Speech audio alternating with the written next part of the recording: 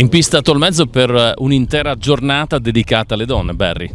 Esattamente, noi la chiamiamo la nostra giornata WOW, Woman on Wheels. Diciamo che è una piccola tradizione che portiamo avanti da ormai 18 anni e è sempre stato un successo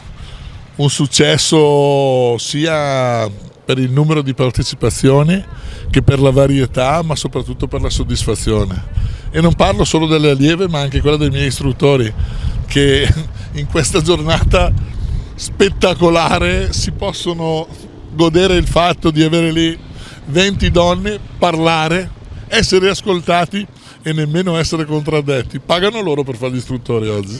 Ci sono poi tanti livelli, vedo ragazze che sono ai primi approcci con la moto, chi invece ha già una certa esperienza. Assolutamente sì, anche perché, come ti dicevo, è con orgoglio che facciamo queste iniziative da molti anni e ti devo dire che solitamente l'appassionato femminile si fidelizza molto di più, ma anche come gruppo, come compagnia, come amicizie si creano dei gruppi che tendono sempre a proseguire insieme e abbiamo l'orgoglio che tantissime ragazze hanno continuato il loro percorso motociclistico con noi e come vedi, ad esempio, adesso ci sono in pista delle ragazze che stanno facendo un corso avanzato, ma 2 anni fa avevano fatto quello sport, 2 anni prima avevano fatto quello di guida sicura.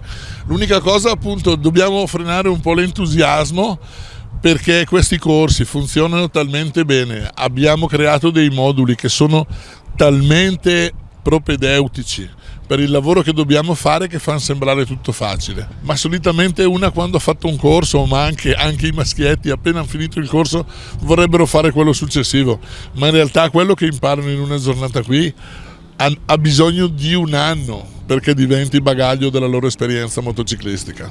Il Barry Rivellini in pista, anzi non in pista ma nella velocità in salita, perciò parliamo di competizioni. Quando parte la stagione, se non è già partita?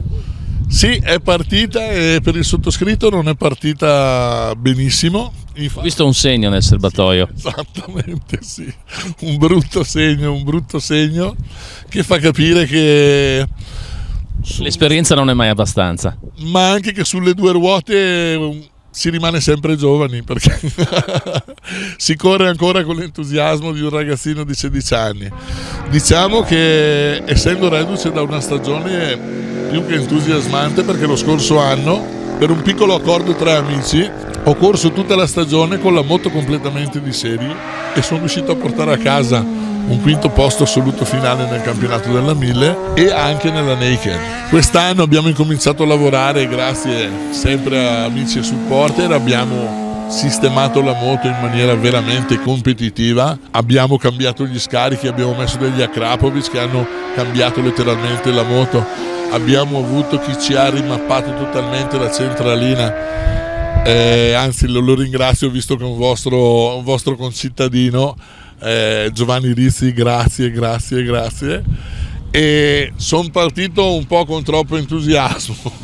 Quando c'è bagnato, quando c'è il terreno infido, di solito sono davanti e allora sono partito un po' troppo gasato. Invece di pensare alla gara ho pensato un po' troppo all'entusiasmo e abbiamo, diciamo, ecco, il fotografo che c'è qui adesso era piazzato proprio nella curva dove sono caduto. Quando sono andato a chiedergli: hai fatto la sequenza del volo? Ma tu sei matto, mi stavi arrivando addosso con moto e tutto, io sono scappato via.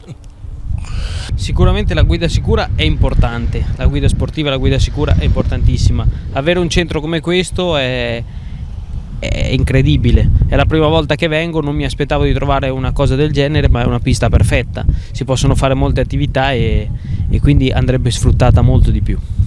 Al di là di questo, parliamo della tua stagione come pilota. Una stagione abbastanza impegnativa, sarò impegnato su 3 fronti che saranno Mondiale Moto E, Mondiale Endurance e Campionato Italiano Superbike, e è appena partita la stagione, quindi siamo proprio all'inizio. Moto E, andiamo un po' a spiegare le sensazioni per un pilota che si approccia a questo tipo di moto.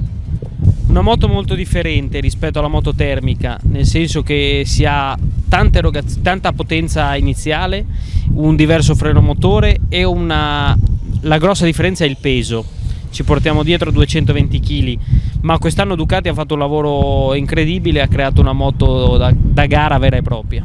Come pilota hai dovuto adattarti a caratteristiche totalmente diverse rispetto a una moto con motore termico. Qual è stata la complicazione maggiore che hai trovato in questa categoria? La complicazione maggiore è stato il peso e la potenza, collegate insieme mi hanno messo un po' in difficoltà all'inizio e ora diciamo che ci sto prendendo la mano piano piano, perché comunque, come dicevamo prima, è una moto molto differente dal motore termico. La preparazione fisica è cambiata, immagino, con pesi diversi, l'approccio con una moto elettrica con queste dimensioni, soprattutto con questi pesi, ti deve far preparare in maniera diversa. Sì, mi deve far preparare in maniera diversa, anche perché la gara è molto più esplosiva, nel senso che sono 8-10 giri massimi e quindi nei primi 4-5 giri si è già determinata la gara, facendo il calcolo che poi la batteria va a consumarsi, quindi è importante essere molto esplosivi inizialmente. E i più puritani, quelli più legati al motore termico, cosa ti dicono? Qualcuno magari ti ha punzecchiato, immagino. Sì, molti sono un po', diciamo, chiusi su questo. Refrattari. Sì, però piano piano secondo me si appassioneranno al motore elettrico. Diciamo che l'opportunità di fare un corso sport rispetto a un corso di guida sicura è quello di prendere un po' più confidenza in condizioni di assoluta sicurezza, per poi, per quanto mi riguarda, migliorare anche la guida su strada, diciamo applicando quello che si impara in un contesto protetto. E comunque è bellissimo, oggi abbiamo anche questa opportunità di avere come istruttore un campione. L'organizzazione Rock and Road è fantastica, io ho fatto diversi corsi con loro e mi sono trovata benissimo e ne farò ancora. Dopo diversi corsi, chiaramente la sicurezza, quella in strada, quella più importante, diventa assolutamente alla portata, nel senso che ti fa vivere poi la velocità, anche in alcuni casi in maniera diversa, più consapevole, ma soprattutto più in sicurezza grazie a queste esperienze. Sì, secondo me assolutamente questa è la differenza tra non fare corsi e fare gli autodidatti e fare dei corsi e affrontare la strada con più sicurezza per sé e per gli altri. Barbara, ancora un corso, si fa lo step successivo, un gradino più avanti. Quali sono le difficoltà che hai trovato? Le difficoltà sono state superare un po' i limiti che avevo, perché su strada sicuramente la velocità è inferiore e ci si comporta diversamente. In pista è tutta un'altra cosa, è tutto un altro mondo e io sono sempre stata un tipo molto così che andava piano e su pista posso provare consapevolmente e so che se sbaglio qualcosa qui insomma è un ambiente sicuro. Maniera ideale poi una pista per trovare l'affinità poi con la propria moto. Sì, questa moto ce l'ho da tanti anni e per 5 anni non avendo mai fatto corso in precedenza era come se ogni volta montassi in sella la prima volta, invece dopo il corso proprio si è un tutt'uno con la moto, si riesce proprio a sentire, si ha un feeling che proprio si sente l'asfalto sotto, non so come dire, è proprio una sensazione diversa. Corsi che immagino tu voglia anche consigliare alle tue colleghe pilote, perché effettivamente step dopo step si cresce come motociclista.